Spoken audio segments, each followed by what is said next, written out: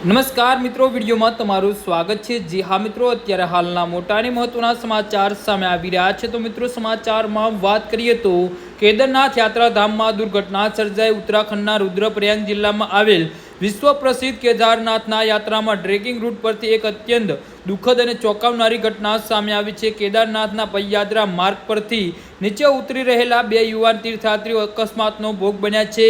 વહીવટી તંત્ર અધિકારીઓએ જણાવ્યું હતું કે એક અનધિકૃત શોર્ટકટ રસ્તેથી નીચે ઉતરતી વખતે પગ લપસી જતા બંને યાત્રિકો ઊંડી ખાઈમાં ખાબકી પડ્યા હતા।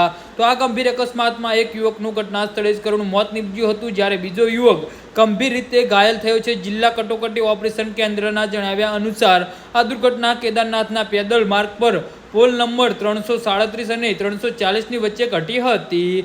જી હા મિત્રો, તો આના વિશે તમારું શું કહેવું છે તો નીચે અમારી કમેન્ટ બોક્સમાં જરૂરથી જણાવજો અને અમારી યુટ્યુબ ચેનલને સબસ્ક્રાઇબ કરવાની ભૂલતા નહીં। ધન્યવાદ।